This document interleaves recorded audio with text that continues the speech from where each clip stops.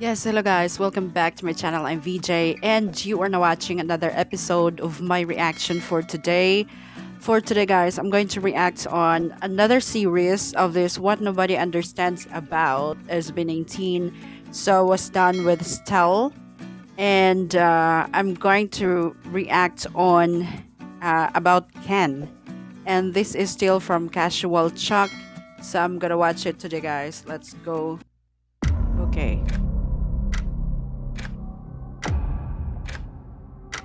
What nobody understands about Ken. Sino ang pinaka-spoiled sa grupo? Oh. Let's go. Ah. Sino ang makakalimutan? Hindi mong patapos na, nagkamali pa siya. Oh. Bakit na lang ni Ken? Bakit si Ken? Bakit si Ken?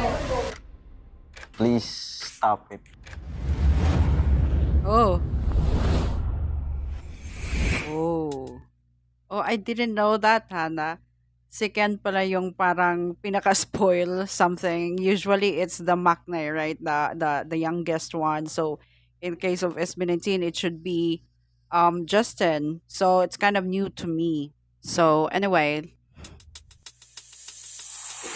Ken is, in my opinion, the most successful idol in P-pop history. Most fans see him Ooh. as someone who's living the life most of us can only dream of. But in reality, there's a lot more going on behind all the glitz and glamour. So in today's video, we will reveal the challenges he had to go through just to get where he is today. From being a scrawny kid who only ate instant noodles on his birthdays to becoming the CEO of his own company. I know, Whoa. Ken's story he has his own is company. like a definition of rags to riches. And the haters are not having it.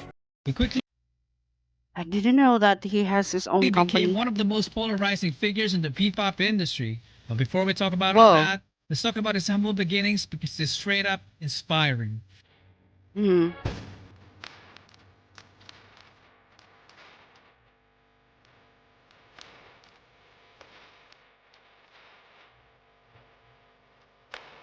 So first off, my first impression to Ken is that he is really a fierce one and he is like badass boy something.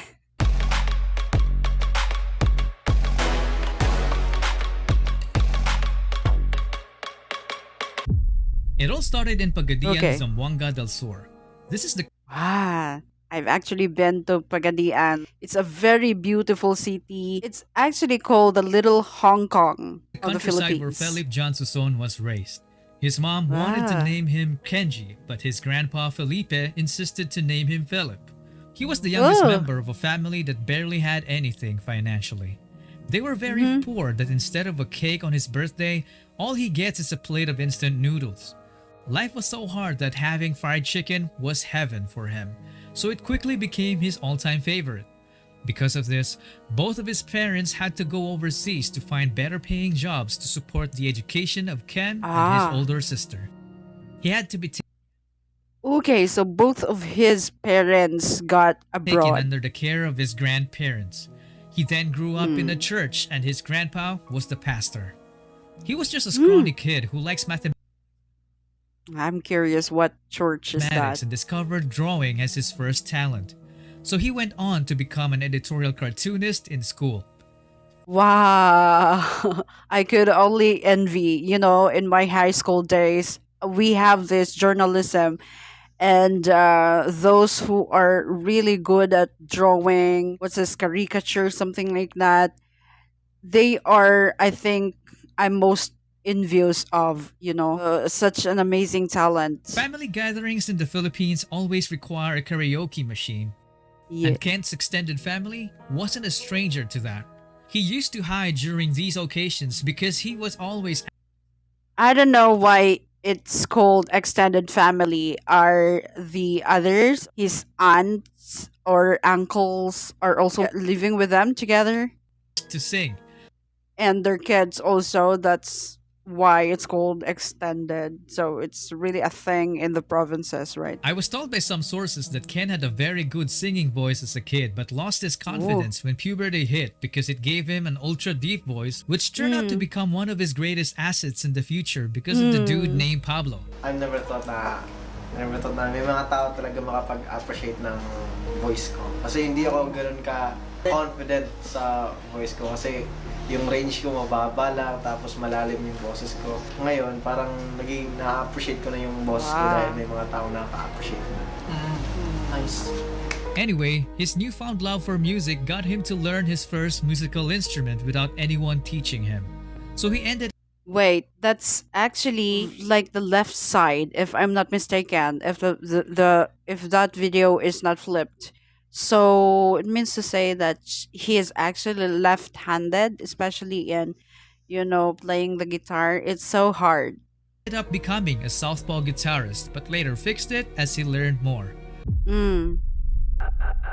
He was also active in sports, representing his school in Wow. regional tournaments. He played some table tennis and sepak takraw as a spiker. For those who don't Oh, know, this position requires exceptional skills to perform explosive jumps to yes. block and spike the ball. I know that because my husband is actually a takraw player, so he is quite expert to what do you call that one, the tumbling one. I don't know that. The teacher Anyway. saw this as a potential that can translate into good dancing, so he was offered to join the dance club for better. Oh, that's why he's good at tumbling, because that is actually a skill in takraw players, right? Cartwheel, yeah, that's the term. Grades. He was hesitant at first, but when he tried, you all know what happened next. Watching his early clips feels like he was born to dance.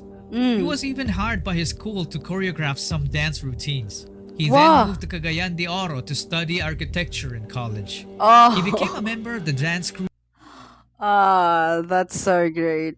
called Excite, GA7, and Amigo 7. These last two crews were so good. In fact, Ken had a crewmate named Joshua who went on to become a member of a successful international idol group in the future called Z-Boys. They were Oh, beating everybody in the countryside, so there was no point in competing there anymore. It was time for the big leagues. They got Wow. invited to join major K-pop dance competitions, and this was the first time when Ken met other SB19 would-be members. Not as brothers, but as enemies. In one yeah. Just like a documentary of Style. It's actually being shown there. Who would have thought that in the future, they would be together in a very successful boy group? particular contest, Josh and Stel's crew defeated Ken's because they already had a GOAT status in the industry at the time. Ken accepted defeat gracefully and even asked to be trained by Josh, which actually surprised him because he thought Ken was a show-off. Kinausap niya po ako eh. Sabi niya sa akin, Idol, Josh, Idol Josh. Ganun po tawag niya sa akin yun, Idol Josh. Sali naman ako sa ano nyo. Pa-training naman ako sa grupo nyo. Kahit sa gilid lang ako. But because of their distance, the training together Oh, never happened. really? So Josh is actually idolizing Stell, and Ken is idolizing Josh in that point. Ken then went home to continue his studies. Fast forward to 2017, he received a message from Josh. It Wow, I think that's a sign that he would be trained. Anyway. was an invite to audition for the 5th member spot of SB19. But there's Oh. one problem. Ken had no money, so Josh was like, no problem, I'll take care of it. Ken then told his grandma about stopping school to pursue it, and she was very hesitant because she thought it was a scam, and his parents overseas would have automatically said no. But No. Ken was so close to his grandma that he managed to convince her to go in secret. So our country boy took off to pursue his Talaga naman, no?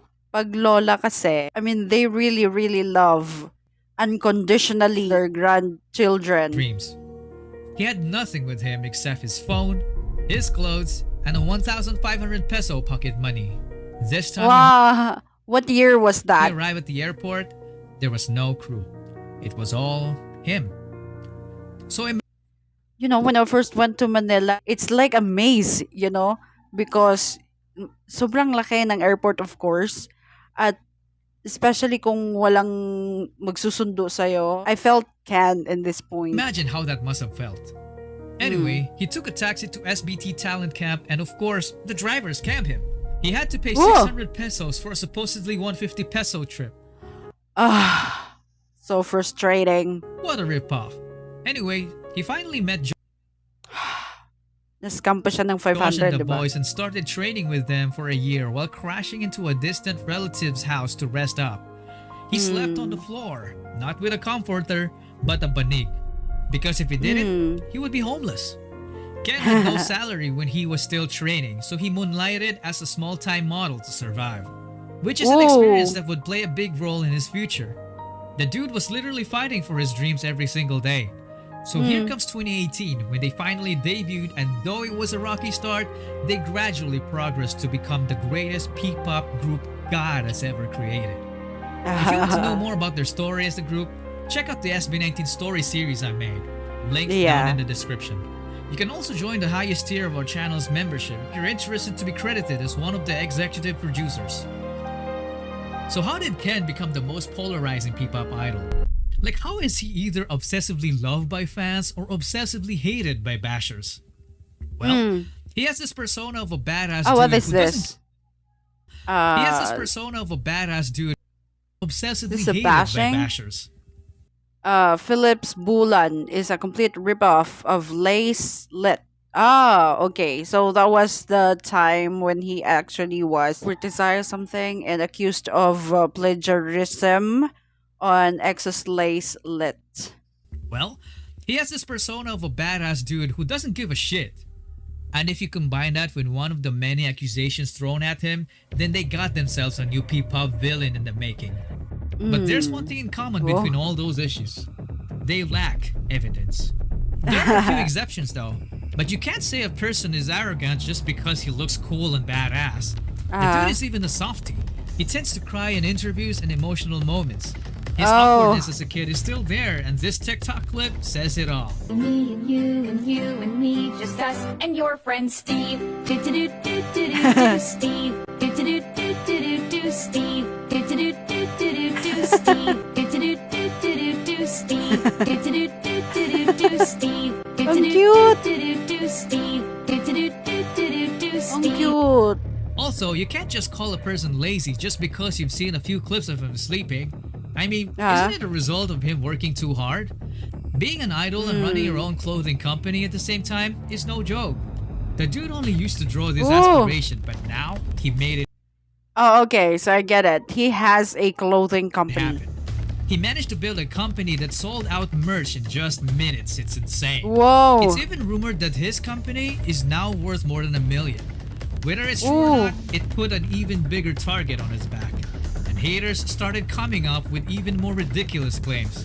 Like accusing him of copying 2 K-pop music videos just because they have a similar vibe. This was easily debunked though. If you want to check it out, I made a video about it. Link down in the description. Okay, so if I'm not mistaken, if I remember it correctly, Ken was actually like a fan of EXO, right? I heard that during their interview with Vice Ganda, and he actually confessed that he loves Kai of EXO. If I'm not mistaken, if I correctly remember the member of SB19 who said that, I think that's Ken. So yeah, the his single song was actually accused of plagiarizing Lace and Kai's video. His So main yeah. dancer position got also heavily criticized because of one single clip of him messing up on live TV. It was unfair in my opinion because Ken has always been consistent in his dance performances, yet the haters suddenly forgot about how good he really is. Ken never fired back. Talaga naman, no? Itong mga Pinoy, no? Ang dami mo ng mga magagandang nagawa, but kung may isa lang, kahit kunti lang slip-ups, parang nawala lahat yung magagandang ginawa mo. Yun Or did talaga he? yun eh. So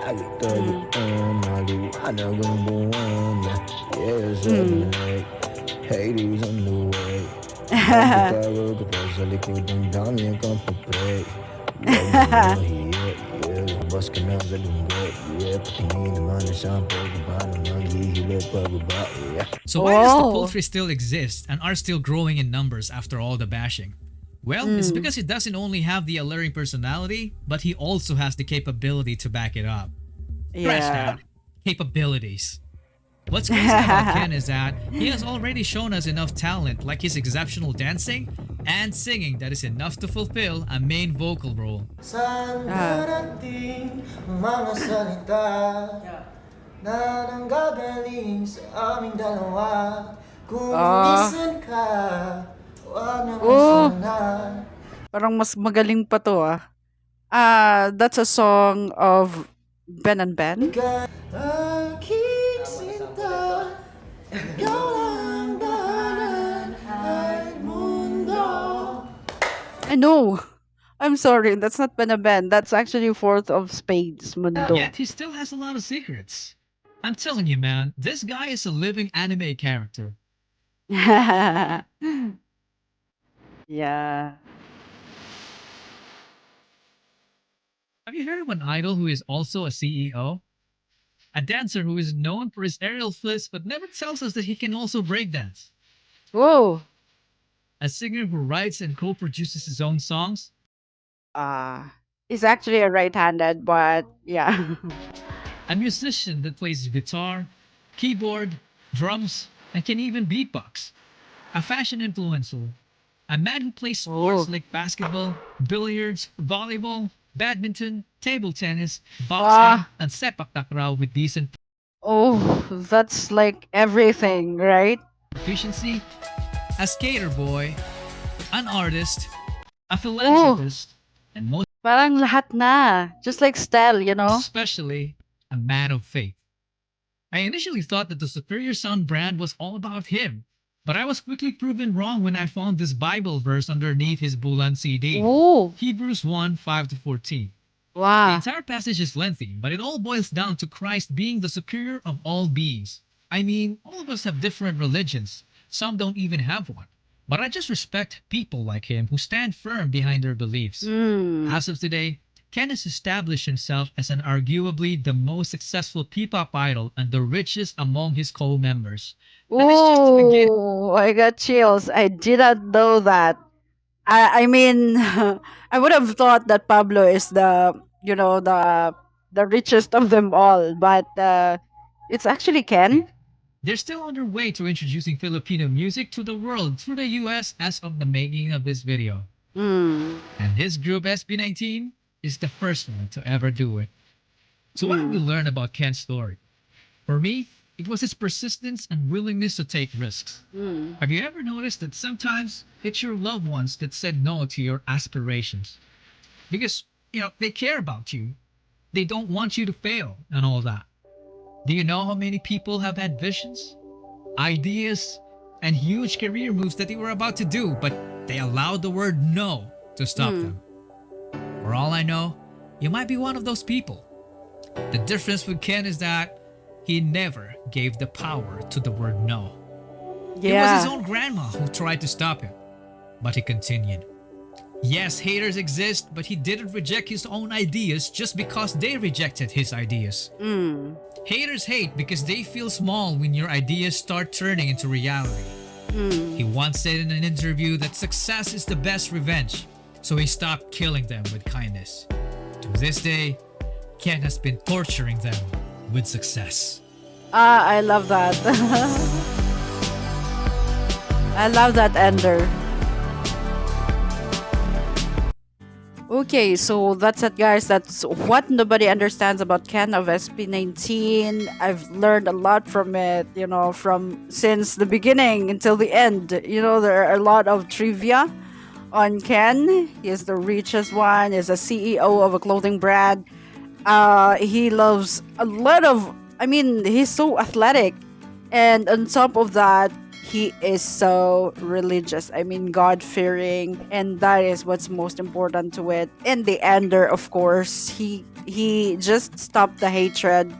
He just killed those haters out there with his success, and that's a quite a huge statement. Anyway, that's it, guys. Thank you so much for actually watching this episode. I'm gonna watch other. I'm gonna watch